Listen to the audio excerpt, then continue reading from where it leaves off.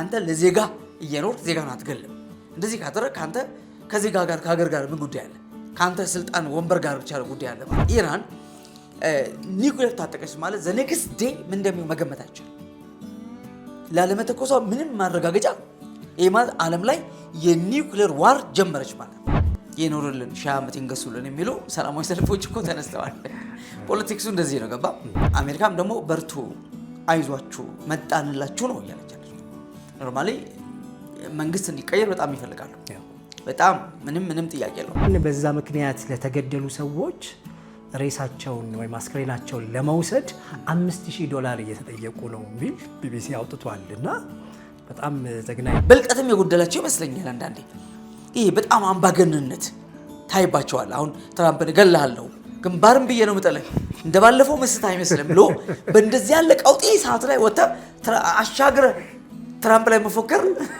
ሀገር ጓዳን ሳታረጋጋ ጓዳን ሰላም ሳታር ከባድ ነው በጣም ታሪካቸው ባህላቸው ሃይማኖታቸው ደግሞ ያመረቷቸው የጦር መሳሪያዎች ከጀርባቸው ያሉት እንደ ራሻ ቻይና ያሉ ሀገራት ልባቸው እንደዚህ ከፍ ያደርጉታል በዓለማችን ላይ በብቸኝነት እስላማዊ መንግስት ተብላ የምትታወቀው ኢራን ነች ግን ኢትዮጵያ እስራኤልን ለመውጋት የምትሄድበት ካልኩሌሽን ለኔ አይመጣልኝ ሙሉ ጊዜ አይመጣልኝ ምናልባት እንግዲህ ብሪክስ የሚባል ነገር አለ እሱ እንትን እኮ ነው ጦር ሰራዊት ማዋጣት እኮ ነው ለራሳቸው አይደለም ለዓለም ይተርፍ የሚችል ነገር ስለሌላቸው ብቻ አይደለም ዳዩኑት ያ ነገር ማውጣት ስለማይችሉ እንዳይችሉ ጭምር ነው የሚደረጉት እንዳይችሉ ኢን ሴንስ ማውጣት አትችሉም በሚትዛዝ ጭምር ማለት ነው ለክፉ ቀን የጠበቅነው ነው እኛ ኢትዮጵያ ያቀመጥ እንጂ እኛ ነው አይነት ነው እኮ ወዳጅ ነበር እኮ ባይ ዘ ወይ እስራኤልና ኢራን ጠላት አልነበሩም 1935 ፋርስ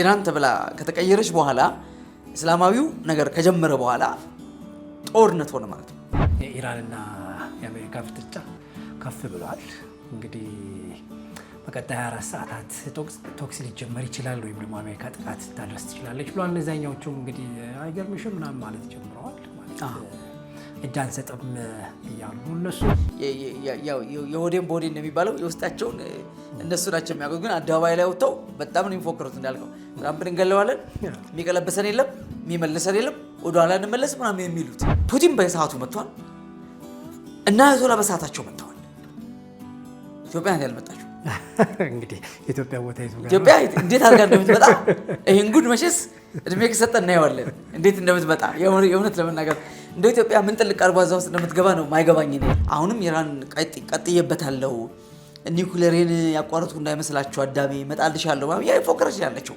እና የህዝቡ ጎዳና ማውጣት የኢራን ከተማዎች በሙሉ አሁን ባለው አገዛዝ ላይ ባያቶላው አገዛዝ ላይ የማመጻቸው ሚስጥር መኖር አለመቻላቸው ግን አሊ ሀሚኒን በቀላሉ ኢራናውያን ይሰጣሉ ወይ እንዳልከው የጦር ሰራዊቱ ምናምን እሱ በጣም አስቸጋሪ ተብሎ የሚነሳ ነገር ነው ግን እንደው አሜሪካ ደግሞ የምትወስደው እርምጃ በዛ ልክ ፍርሃት ውስጥ ጉዳዮችን የሚከት ነውና ቀላል ውድመት አይደለም አይዘው ህንጻዎች ይወድማሉ መኪናዎች ይወድማሉ ኢንፍራስትራክቸሮች ይወድማሉ በጣም ብዙ ውድመት ነው በዚህ አጋጣሚ ለምን ህዝቡ በቃ ነቅሎ ነው የሚወጣው እሳት ማንደድ ነው ስራው እና 31ዱም ከተሞች ላይ ነው እንደዚህ አይነት አመጽ እየተካሄደ ያለው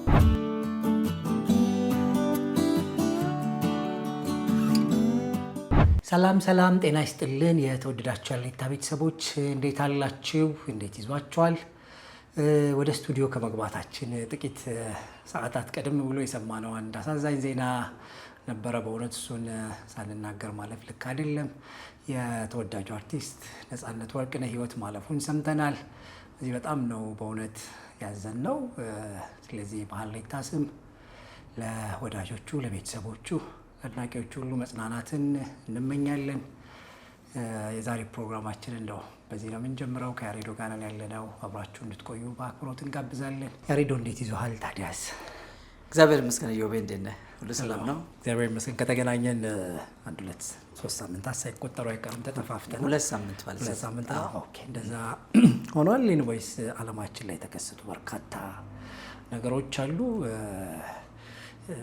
ምንድነው መርከብ የሰራውን ሰው እየጨምሮ ማለት ነውና አፍሪካዊ ማለት ነውና መርከብ ሰርቶ እና በቃ ጌታችን ኢየሱስ ክርስቶስ ሊመጣ ነውና በእኔ መርከብ ከተሳፈራችሁ ግን ያው ታመልጣላችሁ ምናምን ብሎ መርከቡም እንዳለች ሆና ከዛ መኪና እንደገዛበት ተሰምቷል።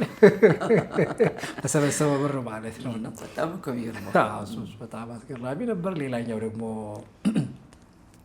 በዋናነት አሁንም ድረስ ዓለማችን ላይ መነጋገሪያ የሆነ ጉዳይ ደግሞ የኢራን እና የህዝባዊ አመፁ ጉዳይ ነው። እንግዲህ በኢራን የተቀጣጠለው ህዝባዊ አመፅ በጣም ከፍተኛ ደረጃ የሚባል ሆኗል እና እንደውም የምግብ ዋጋዎችን ቅድም እየነገርከኝ ነበር በጣም አስደንጋጭ በሚባል ከ2500 በላይ ሰዎች ህይወታቸው እንዳለፈ የተለያዩ መገናኛ ብዙኃን እየተናገሩ ነው ያሉት። ይሁን እንጂ ይህንን ተከትሎ በ24 ሰዓት ውስጥ አሜሪካ ጥቃት አደርጋለሁ ወይም ደግሞ ኢራንን አጠቃለሁ የሚል ሀሳብ ዶናልድ ትራምፕ ተናግረዋል እና እሱን ደግሞ ሊያረጉ ይችላሉ እየተባለ ነው ያለው። ግን በጎን በኩል ኢራንም እንዲሁም ሌሎች የሰላም ተቋማት መሀል ላይ ለማሸማገል ሙከራ እያደረጉ ነው የሚሉ ዜናዎች አሉ። የተረጋገጡ አይደሉም። ሰማው ግን ያው ሙከራዎች እየተደረጉ እንዳሉ ይነሳል። ግን እነዚህ ሙከራዎች ላይሳኩ ይችላሉ የሚለው ነገር እየበረታ ነው የመጣው። ምክንያቱም እንደምታስታውሰው ከሳምንታት በፊት ደግሞ የቬንዙዌላውን ፕሬዚዳንት አሜሪካ አንተ እዚህ አታስፈልግም ብላ ትንሽ አፈን አድርጋለች። እንደሱ እንግዲህ ዓለማችን እንደዚህ ሆኗል። በጣም አስቂኝም አስደንጋጭም ነው በራሱ እንደሱ አድርጋ ማምጣቷ ይታወሳል። ስለዚህ እሱን ለመውሰድ ያደረገችውን እንቅስቃሴዎች ከሌሎች ቦታዎች ላይ የነበሩትን መርከቦች ማምጣት፣ የጦር ሰፈሮቹ አካባቢ ላይ ያሉትን ሰራዊት መቀነስ ምናምን የሚባሉት ነገሮች ኢራን አካባቢ ባሉት ይዞታዎቿ ወይም ደግሞ የጦር ሰፈሮች በሚባሉት አካባቢ ላይ ከነሱ እያወጣች መሆኑ እሷ ብቻም ሳትሆን እንግሊዝንም ጨምሮ እንደዛ እያደረጉ መሆኑ ይሄ ነገር እውን ሊሆን ይችላል የሚለውን ነገር ከፍ አድርጎታል። በጣም የሚያስገርመው ግን በምላሹ የኢራን ፕሬዚዳንት በቀጥታ ቴሌቪዥን ጣቢያ ላይ የተናገሩት ነገር ደግሞ አብሮ መነጋገሪያ ሆኗል። እሳቸው ምንድን ነው ያሉት? ትራምፕ እዚህ ይልሃል ለምርጫ ቅስቀሳ ጊዜ ጆሯቸው ተስቶ ያው ለጥቂት ነው ያመለጡት ከሞት እና እንደዛ ምንስታቸው እንዳይመስላቸው ግንባራቸውን ብለን ነው የምንገላክለው ብለዋል። እሳቸው ማለት ነው ተሞክረና ነው እንደዛ ብለዋል። እና እንግዲህ ይሄንን አይነት ጡዘት ዓለማችን እያስተናገደች ነው። በሌላኛው ጎን ስንሄድ ለእስራኤል ሰርግና ምላሽ የሆነ ይመስላል። ምክንያቱም ቀንደኛ ጠላቷ ኢራን እንደሆነች ይታወቃል። ሁልጊዜም እየተዛዛቱ የባለፈውም ጦርነት በጣም ዲቫስቴቲንግ እንደነበር ይታወቃል። እና እንደውም ትንሽ ምንድነው በ2:45 ደቂቃዎች መካከል ያለ እረፍት ነው ሁሉ እስክንል ድረስ እንጂ ወደ ጦርነቱ ሊመለሱ ይችላሉ የሚለው ስጋት ከፍተኛ የዓለማችን ሀሳብ ሆኖ ዘልቋል። እና ይህ ሁሉ የዓለም ትኩሳት እንግዲህ እየተከሰተ ነው ያለው በዓለማችን ላይ። አንተ እንዴት ነህ? እንዴት እያያቸው ነው? እነሱን ሀሳቦች ጥቂት እናንሳ እስኪ። ያ እውነት ነው። የማይገመት ጥቃት የሚል አሜሪካ ያሰበች ያለችው የማይገመት ኤኒ ታይም በየትኛውም ሰዓት ላይ አሜሪካ ብሔራዊ ጥቃት ልትሰነዝር ትችላለች። ግን ፕሬዚዳንት ትራምፕ የተከተሉ አሁን ያሉት የማይገመት የሚል ጥቃት ነው። በየትኛውም ሰዓት ሊሆን ይችላል። እንደዛ ነው ያለው ሁኔታ። ግን ኢራን ላይ ያለውን ነገር ማየት ነው ጥሩ የሚሆነው።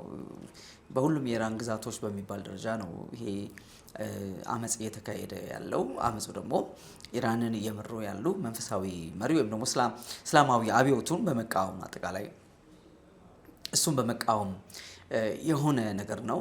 ህዝቡ ወደዚህ የመጣው ደግሞ በጣም ከፍተኛ ቅድም አንስተዋል አንተ በጣም ከፍተኛ የሆነ የኑሮ ጫና ውስጥ ገብቷል። ከባድ የሆነ ኢንፍሌሽን ኢራን እያስተናገደች ነው ያለችው እና ያ በህዝቡ ኑሮ ላይ ፊት ለፊት በቃ መግዛት መብላት መኖር የማይችል ነዳጅ የምታመርት ሀገር ላይ እንዲህ አይነት ትልቅ ቀውስ ተፈጥሮ ነው ያለው።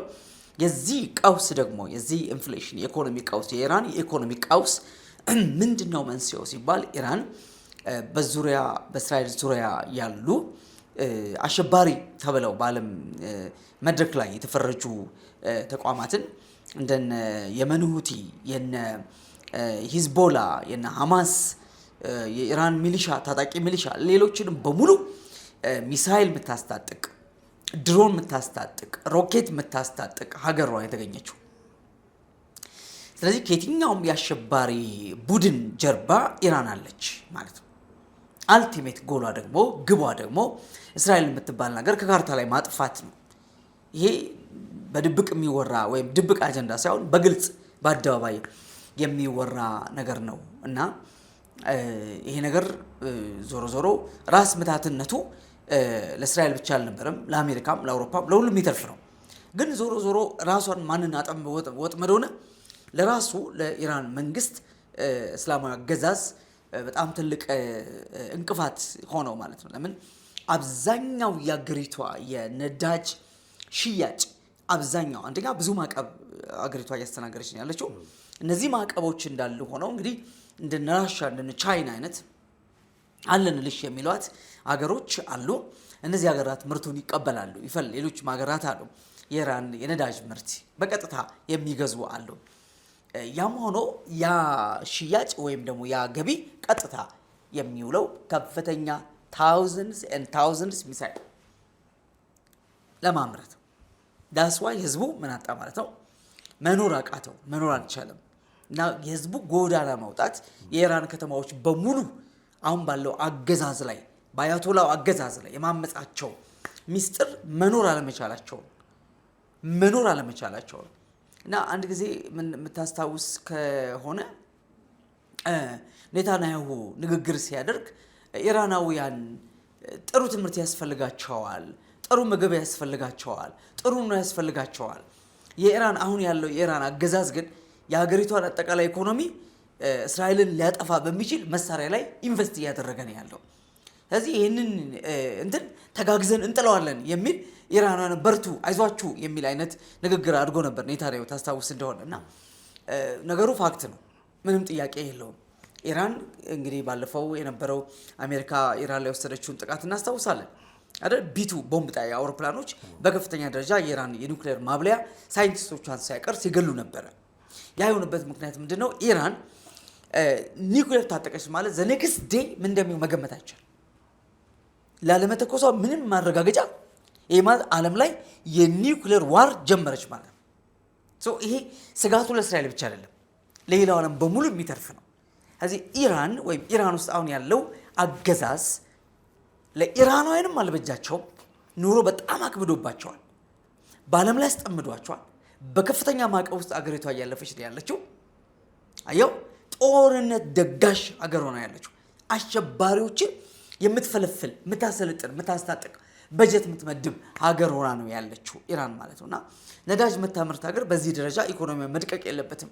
ግን ቶታሊ በሚባል ደረጃ ያ የዛ ሀገር የነዳጅ ምርት እየዋለ ያለው ዞሮ ዞሮ ለሚሳይል ማምረቻ ነውና ያ እንግዲህ እነሱ ራሱ ጠልፎ ሊጥላቸው እያንገዳገዳቸው ነው ያለው። ግን ሰዎቹ ምንም የተፈጠረ የሚመስላቸው አይመስለኝም። እንግዲህ የሆዴን ቦዴ እንደሚባለው የውስጣቸውን እነሱ ናቸው የሚያውቁት። ግን አደባባይ ላይ ወጥተው በጣም ነው የሚፎክሩት። እንዳልከው ትራምፕን እንገለዋለን፣ የሚቀለበሰን የለም፣ የሚመልሰን የለም፣ ወደኋላ እንመለስ ምናምን የሚሉት ወጥተው የሚሉት ገባ፣ እንደዛ ነው የሚሉት። እንደውም የሟቹ ቁጥር በጣም በዝቷል። አስበዋል እንግዲህ በጣም ብዙ ሰዎችን እያገቱ ናቸው። በጣም በብዙ ሺህ የሚቆጠሩ ሰዎች እስር ቤት ነው ያሉት። በሺዎች የሚቆጠሩ ተገለዋል።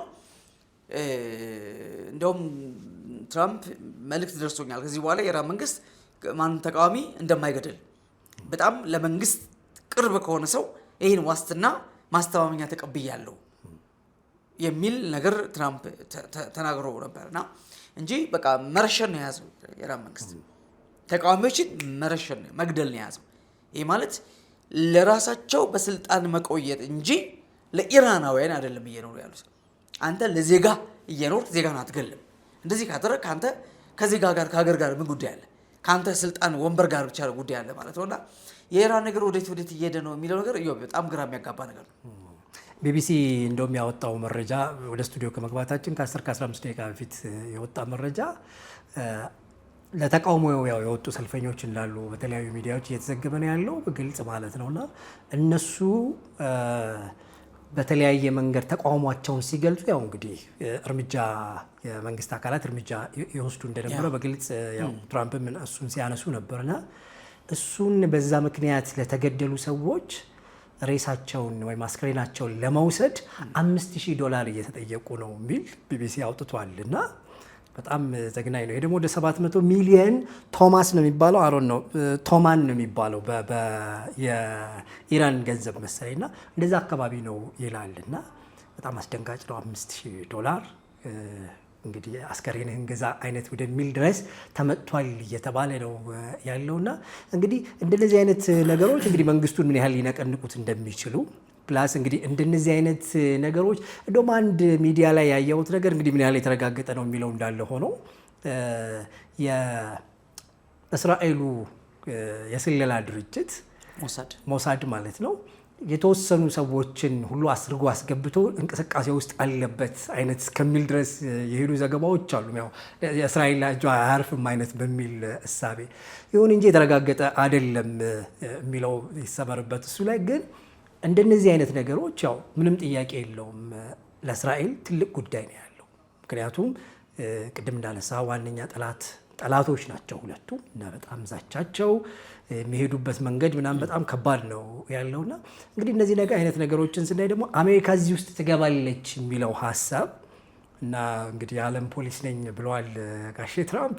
ስለዚህ በየዓለማችን ላይ ለሚፈጠረው ነገር ሁሉ አለን እኛ አይነት የሚለውን እሳቤ አስበን አሁን እንግዲህ ከኢራን ጀርባ እነማን ይኖራሉ ብለን ስንል ቅድም ያነሳቸው ሀገሮች ደግሞ አሉ እነ ራሻና እነ ቻይና በዋናነት እነሱ በዛ በኩል መኖራቸው ከዛም ደግሞ አሜሪካና እስራኤል እንዲሁም ደግሞ አውሮፓ ሰምሃው እንግሊዝም ኦልሬዲ አጋርነቷን ስታሳይ በተለያየ መንገድ ስትገልጽ ነበረ።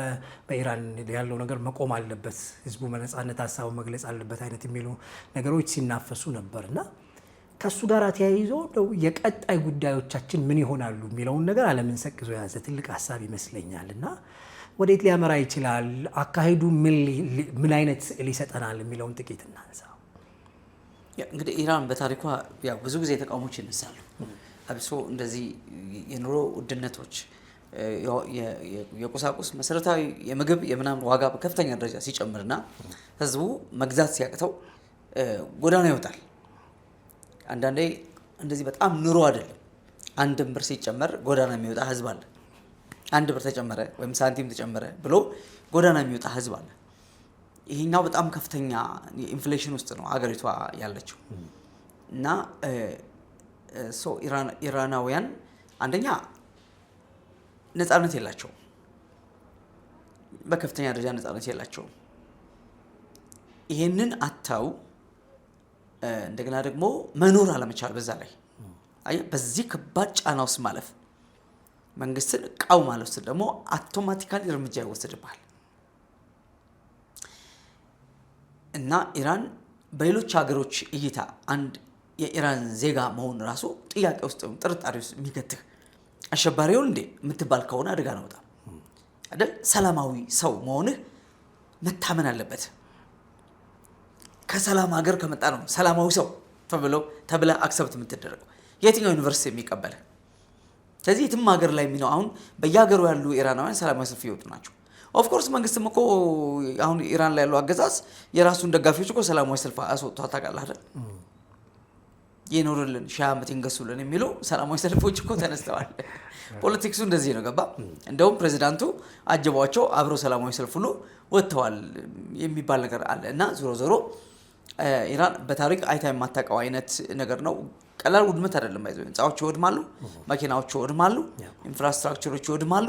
በጣም ብዙ ውድመት ነው። በዚህ አጋጣሚ ለምን ህዝቡ በቃ ነቅሎ ነው የሚወጣው። እሳት ማንደድ ነው ስራው እና 31ዱም ከተሞች ላይ ነው እንደዚህ አይነት አመጽ እየተካሄደ ያለው እና አሜሪካም ደግሞ በርቱ፣ አይዟችሁ፣ መጣንላችሁ ነው እያለች ያለችው። ኖርማሊ መንግስት እንዲቀየር በጣም ይፈልጋሉ። በጣም ምንም ጥያቄ የለውም። ኢራን ውስጥ አሁን ያለው እስላማዊ አገዛዝ እንዲያበቃ እንዲቆም በጣም ይፈልጋሉ። እስራኤል ከመጠን በላይ ትፈልጋለች። ለምን ወዳጅ ነበሩ እኮ ባይዘወይ እስራኤልና ኢራን ጠላት አልነበሩም።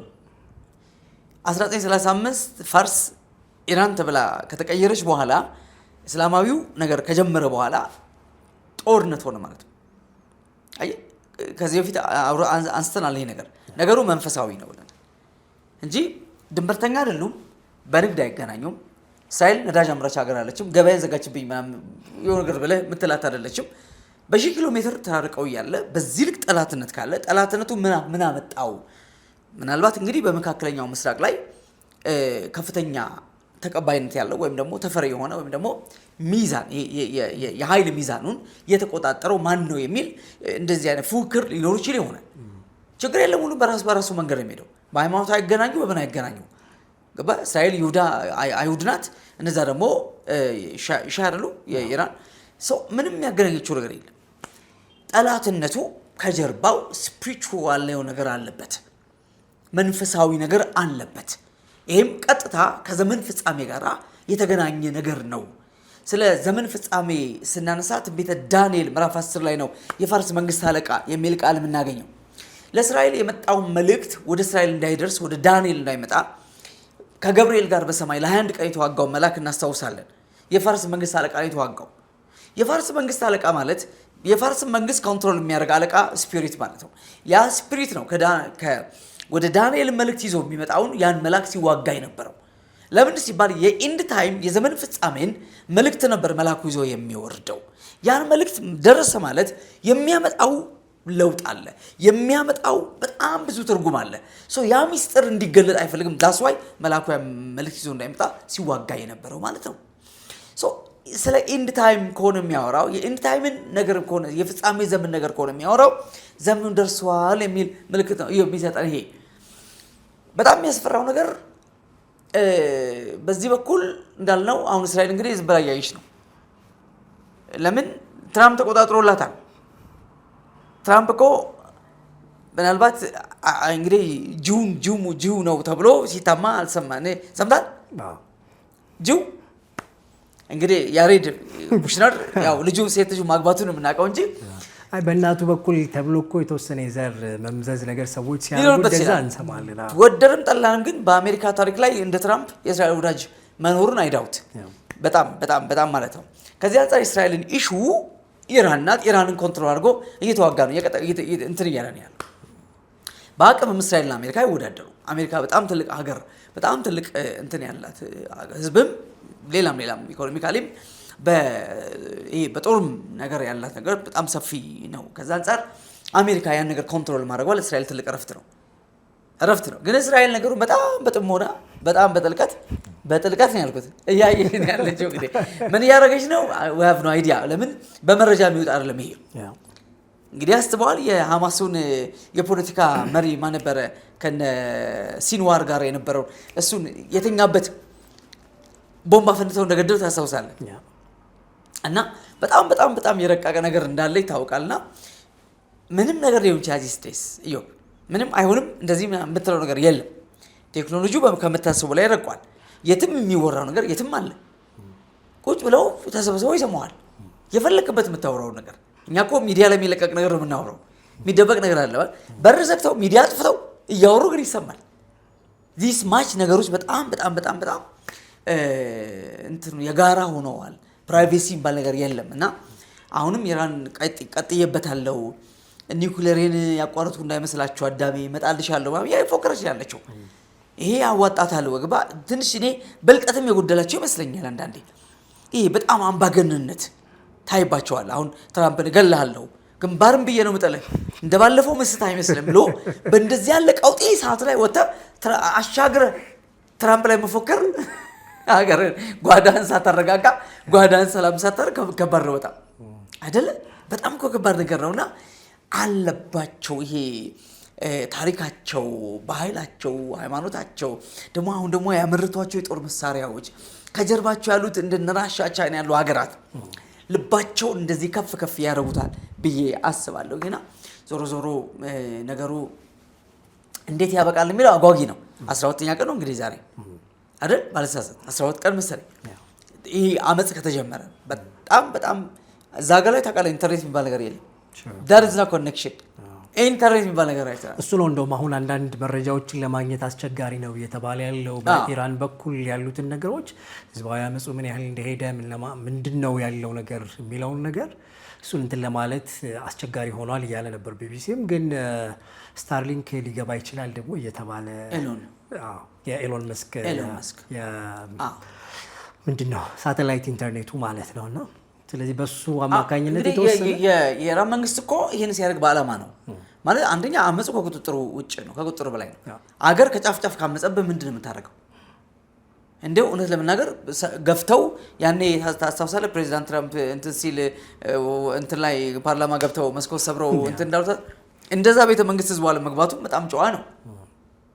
በዚህ ልክ አገር ከጫፍጫፍ ተነቃንቆ እየተቃወመ አሁንም እነሱ የወጡ በሚዲያ ላይ ይናገራሉ፣ ይፎክራሉ። ምንም አልመሰላቸውም ሳስበው። ግን ይሄ ማለት እንደዚህ አይነት አገር አቀፍ የሆነ ቀውስ ሲነሳ አንተን የሚጠሉ መንግስታት እንደና አሜሪካ እንደና ሌላ ኢራን ስጋት ናት ብለው የሚያስቡ የአረብ ሀገራት ጭምር እንደነ ሳውዲ ሌላውም ጭምር ነገሩን በጣም በጥንቃቄ ነው የሚያው። ደግሞ ባለብ ሌላ ኃይላቸው ነገሩን ሰፖርት ሊያደርጉት ይችላሉ እንዳይቆም ከአቅም በላይ ሆኖ ፋይናሊ መነሳታቸው በሰላምም ይሁን በኃይል ግድ እንዲሆን ነው ማለት ግድ እንዲሆን። ግን እኔ ያሬድ ምን ትላለህ ካልከኝ እኔ አይነሱም ባይ ነኝ። በጣም ይከብዳል ባይ ነኝ። ይቀጥላሉ እኔ ይቀጥላሉ ብዬ ነው እዛስ ማይሰምሽ ይሄ መገለጥ አይደለም ትንቢት እያወራሁ አይደለም ግምቴን ነው የማወራው። ለምን ይሄ አመጽ ይቀጥላል ብዬ ነው የማስበው። የመንግስቱ ነው የህዝቡን አይደለም የመንግስቱ አመጽ ይቀጥላል ብዬ ነው ማለት። ለምን ወደ ፍጻሜ እየሄድን ነው ብዬ ስለማምን የመንግስቱ አመጽ ይቀጥላል። ለምሳሌ ከኢራን ተሰዶ አሜሪካን ሀገር ያለ አንድ ከዚህ በፊት የነበረው ከአያቶላ በፊት የነበረው ንጉስ ልጅ አለ መሰለኝ ትልቅ ሰው አሜሪካ ጥገኝነት ሰጣው የሚኖራል። እኔ ኢራን መጥቼ ይሄንን ሰላማዊ ሰልፍ እቀላቀላለሁ እያለ ነው ሰውየው።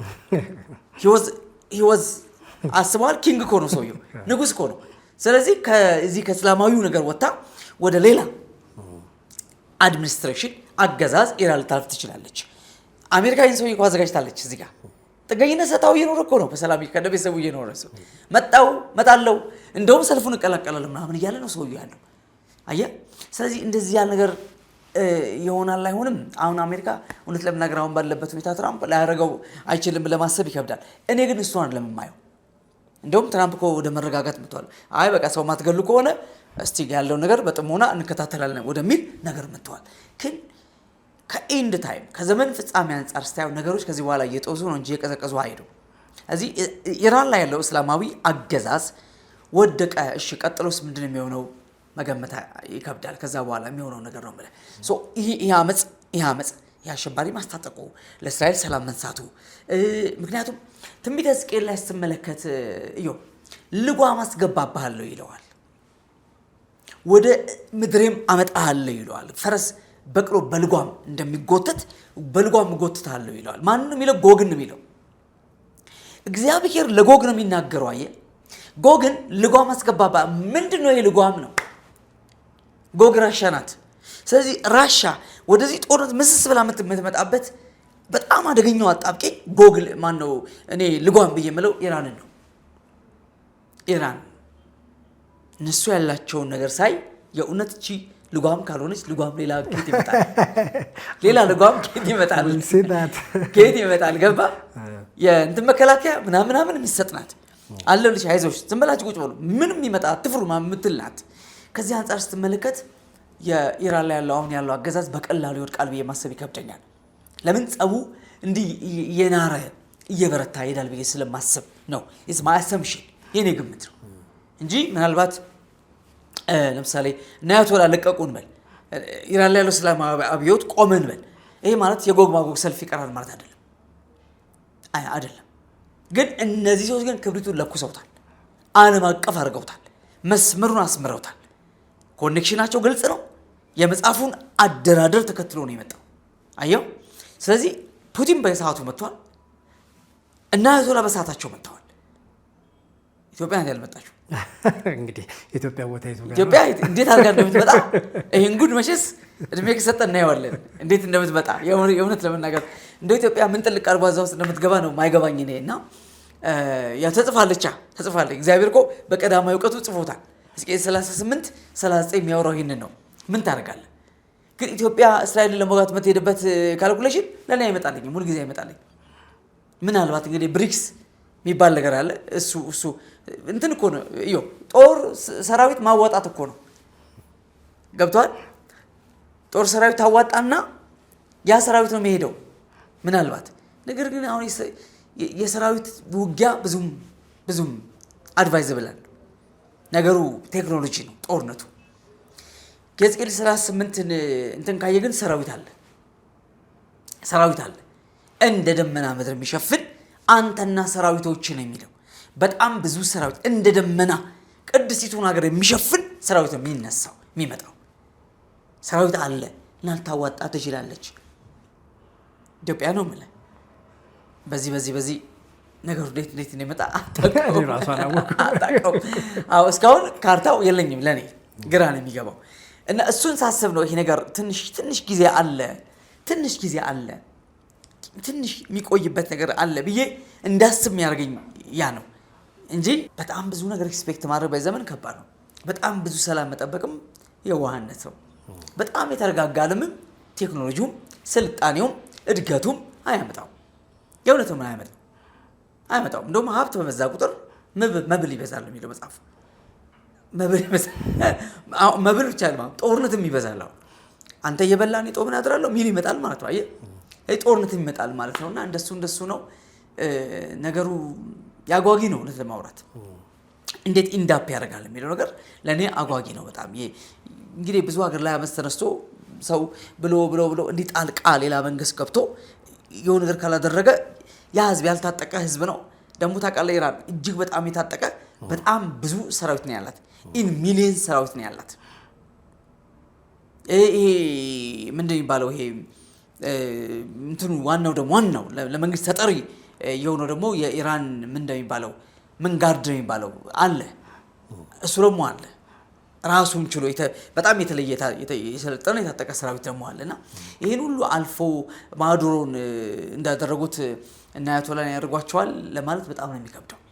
የኢራን ነገር ከባድ ነው በጣም ነው እና ህዝቡም ከዚህ ከታጠቀ ኃይል ጋራ ተዋክቶ ምን ሊያመጣ ይችላል የሚለው በጣም አደገኛ ነው። ሰዎቹ ዝም ብለው ያዩ ናቸው። በቃ ከማልከም ያዩ ፍስ ያርጉ እስር ቤት ይጥላሉ። የሚገሉትን ይገላሉ፣ የሚያፍኑትን ያፍናሉ።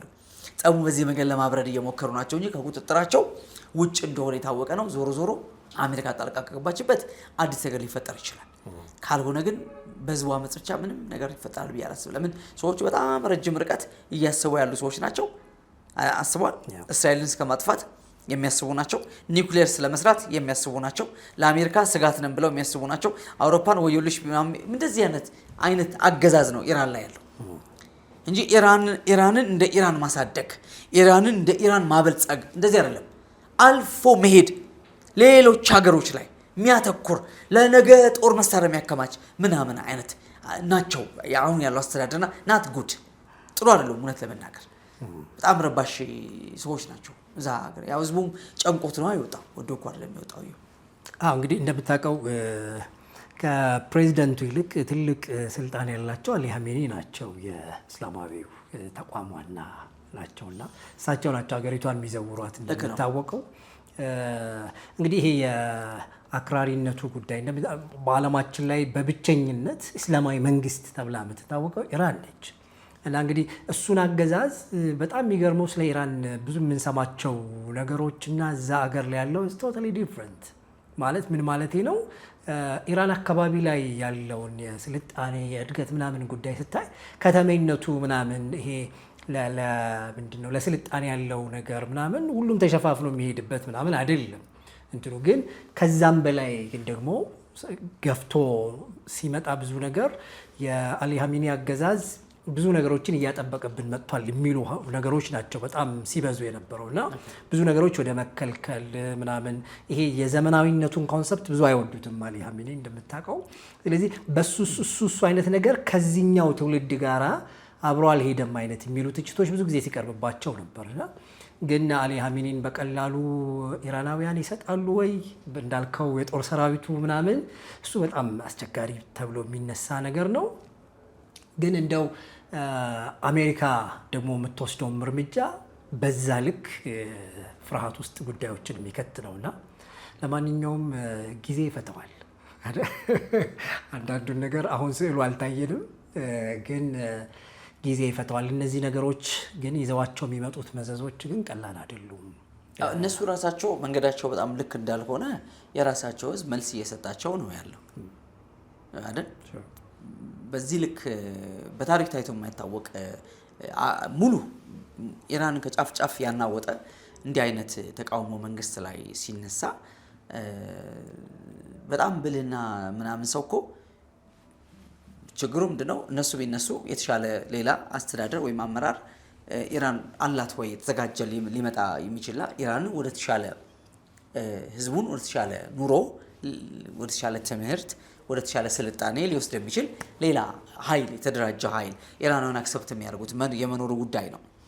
ሁልጊዜ የሚያሳሳቢው ነገር ይሄ ነው። በመንግስት ለውጥ ጊዜ በጣም አደገኛው ነገር ይሄ ነው። ሁሌም ቢሆን የትም ቦታ ቢሆን እና አብሶ በጣም ወጥ የሆነ ሲስተም ባልተዘረጋበት ሀገር ላይ መንግስት ሲወርቅ ከመንግስት ጋር የቆመ ሲስተም መንግስት ሲወርቅ አብሮ ኮላፕስ የሚያደርግ ምክንያቱም አንድ መንግስት ሲያልፍ ሌላው መንግስት መቶ እንደ አዲስ ነው ሲስተሙን ገልብጦ የሚሰራው አይደል? በቃ ለሲስተሙ በሙሉ ጠላት የሚሆነው እና እንደነዚህ ጦርነት ላይ ፎከስ ያደረጉ መንግስታት አደገኛ ናቸው።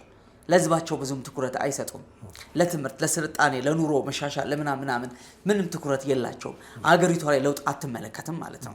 ህዝቡ ላይ ለውጥ አትመለከትም። በጣም በከባድ ጫና ውስጥ ነው የሚያልፉት። ግን ይሄ የስንት ዓመት የ40 ዓመት ጫና ነው የፈነዳው። የ40 ቀን አይደለም የ40 ዓመት ቀንበር ነው። አሁን ህዝቡ ብሎ ታግሶ መጨረሻ ላይ መኖር የማይችልበት ፖይንት ላይ መጣ።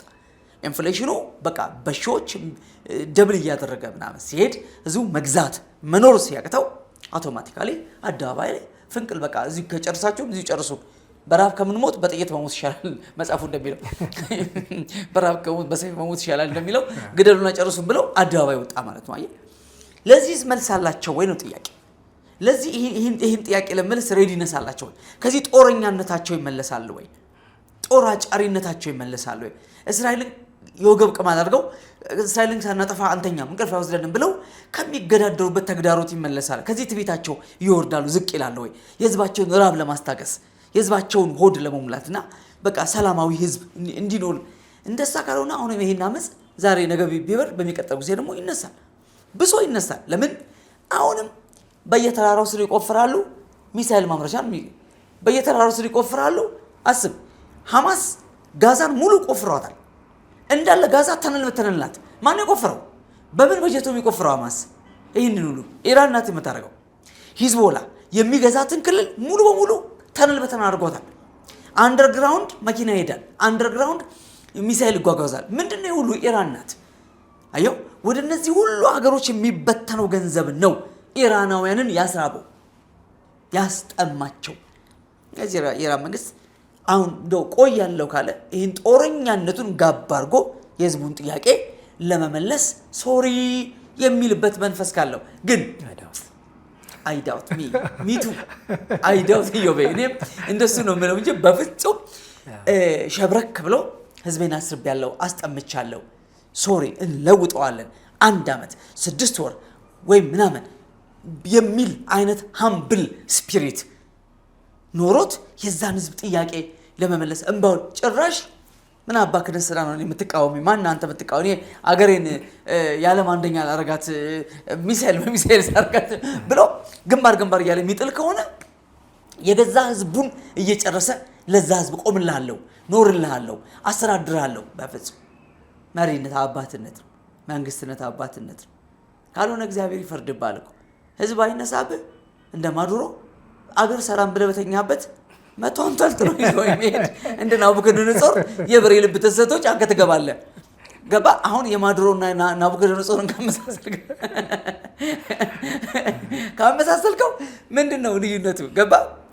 እና ይኸው በሚሰማኝ ነገር ይሄ ነው። እንግዲህ በቀጣዮቹ ቀናት በጣም ባልዘገየ ሁኔታ ምናልባት በተለይ እንግዲህ ያው አሁን የዓለም አቀፉ አለቃ መርጣለች ትራምፕ የዓለም መንግስታት አለቃ ሆኖ ተነስቷል። እንደዚህ አገር ላይ ሉዓላዊት አገር ላይ ሄዶ ፕሬዚዳንት ይዞ የሚሄድ ሰው ነው ዶናልድ ትራምፕ። እንደምታየው በጣም ከባድ ነው በጣም እና ስለዚህ ነገ ኢራን ላይ ወይም ሌሎች ሀገሮች ላይ ይሄ ነገር ላለመሆኑ ምንም ዋስትና የለም። ግን አሜሪካ ብቻ አለችም ከዚህ በኋላ እንደምታረቀው ሌሎችም እንደነ ቻይና እንደነ ራሻ ያሉ ትልቅ ሀገራት እንደዚህ ላለማድረጋቸው ነገር እና ዓለም ተመልሳ እንደገና በጣም ይሄ በጎበዝ አለቃ እንደሚባለው ወደ መመራት የጎበዛ ይውሰደኝ ገባ ተደባድቦ እንደመውሰድ ማለት ነው። እንደዚህ አይነት ነገር ይመጣል። እስራኤልን ባይዘው ጎግ ማጎግ ሰልፍ እስራኤልን የሚከበው ሀብት ለዘርፍ መታል ነው የሚለው እግዚአብሔር። ጎግን የሚለው ሀብት ለመዝረፍ መታል ነው የሚለው። ለምሳሌ ለጎግ ነው እንጂ ለራሻ አይላ ማን ነው ለኢራን ለፔርዣ አይላትም እንደዚህ። ጎግን ግን ወደ እስራኤል የመጣው ሀብት ለዘርፍ ነው የሚለው። ስለዚህ የመጨረሻው ዘመን ጦርነት የምን ጦርነት ይሆናል ማለት ነው? የሀብት ነዳጅ ካለ ማዕድን ካለ አይደል እዛ ጋር ላይ በጣም ውድ የሆኑ እነዚህ ሬር ሚነራልስ የሚባሉት አይነት ዩክሬን እና አንዳንድ ሀገሮች እንዳላቸው ካለ የቀደመ ጎበዝ ምንም አድርጎ ሊወስድብህ ይችላል እንደማለት ነው። የእውነት ነው። በቃ ዶቹ የሚባለው ኢትዮጵያን ጨምሮ ምናልባት እንደዚህ አይነት በጣም ጠቃሚ የሆነ ለራሳቸው አይደለም ለዓለም ይተርፍ የሚችል ነገር ስለሌላቸው ብቻ አይደለም ዳዩሙት ያን ነገር ማውጣት ስለማይችሉ እንዳይችሉ ጭምር ነው የሚደረጉት። እንዳይችሉ ኢንሴንስ ማውጣት አትችሉም በሚተዛዝ ጭምር ማለት ነው። ለክፉ ቀን የጠበቅነው ነው እኛ ኢትዮጵያ ያቀመጥ እንጂ እኛ ነው አይነት ነው እኮ ነገሩ። ቬንዙዌላ ይፍረቅ እንጂ ነዳጁ የኛ እኮ ነው እንደማለት ከኛ ነው ወደ ቁልቁለት ቁልቁለት ወደ እናንተ ፈሰው ነው እንጂ የኛ በቃ እንዲህ አይነት ዘመን እና የጎግ መምጣት ወደ እስራኤል ምድር ሀብት ዘረፋ ነው። ምናልባት የትራምፕ ወደ ቬንዙዌላ መሄድ ሪሊ የቬንዙዌላ በትክክል ሀሺሽ ወደ አሜሪካን ሀገር በማስገባቷ እና አሜሪካንን በጣም በመበጥበጧ የአሜሪካን ወጣት በሙሉ ለምሾ አርጋ አይምሮ ቢስ አርጋ ነው አሜሪካ ላይ ኢንትረስት አላት። ይሄ እየታየብ ነው ሞር የሚታየው ወደፊት ብዬ አስባለሁና እንደዚህ አይነት ነገር ነው የሚመጣው ወደፊት ነው የምልህ። ኢኮኖሚክ ዋሩ ባይዘው 6 ማለት እኮ ሌላ ነገር እኮ አይደለም። መግዛትም መሸጥም እንዳትችል ነው የሚያደርገው። ዋት ዛት ኢኮኖሚክ ዋር እኮ ነው ማለት ያለሱ ፐርሚሽን መግዛት አትችልም፣ ወይም ይሄ ነምበር ከሌለ መሸጥ አትችልም። whatever you have አትሸጥም። ምንም ብትፈልግ አትገዛም። ምንድነው ኢኮኖሚክ ዋር አይደል? ጎግል ላይ ያለው ሀብት ዘረፋ ነው የሚመጣው። 6 ኢኮኖሚክ ዋር ነው። በቃ አለቀ። ኢኮኖሚውን የሚያዘው ነው፣ ማንቁርት ነው የሚያዘው ነው። በቃ አየሩን ብቻ ነው መያዝ ስለማይችሉ የማያዙት። አየሩን ከበከሉት አብሮ ስለሚያልቁ አየሩን አይበከሉት። ትተነፍሳለህ፣ ግን እየተነፈስክ ትሞታለህ። ምክንያቱም መተንፈስ ብቻ አይኖርም ሰው። ኢቨንፊትስ ዋና ነገር ቢሆንም መተንፈስ ብቻ ሰው አይኖርም። ይሄ ነው የሚሆነውና ዓለም ላይ ወደፊት የመጣው ኢኮኖሚክ ዋር በጣም ከባድና አስፈሪ ነው የሚሆነው። ዓለም በጣም ስግብግብ፣ በጣም ራስ ወዳድ ከምታስበው በላይ የማንም መኖር ዶንኬር ግድ የላቸውም። ያ መንግስት ወይም ያ ህዝብ ብቻ እንዲኖር የሚፈቀድበት ይሄ አምባገነንነት ግን መጨረሻ ላይ የመጨረሻው አምባገነን ሰው ያመጣዋል ማለት ነው። እንደውም እኔ ስታምፕ ካላልኩላችሁ መግዛትም መሸጥም አትችሉም ብሎ ይሄ ለግለሰብ አይደለም ለመንግስታት፣ ለሀገራት፣ ለህዝቦች፣ ለቋንቋዎች፣ ለነገዶች በሙሉ እንዲህ ያለ ደብዳቤ ደርሳቸዋል ማለት ነው። ሶ the ultimate war is economic war። አሜሪካ የጀመረችው እሱን ነው። ራሽያ የጀመረችው እሱን ነው።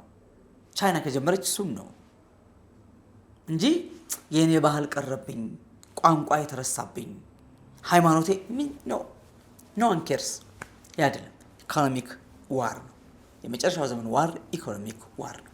ከዋጋር ይያዝ፣ ከነዳጅ ጋር ይያዝ፣ ከማዕድን ጋር ይያዝ፣ ከፈለገው ጋር ይያዝ as economic war። በቃ መጽሐፉ የሚለው ይሄ ነው። መጽሐፉ የሚለው እኮ ነው 6 ማለት ኢኮኖሚክ ዋር ነው። አለቀ።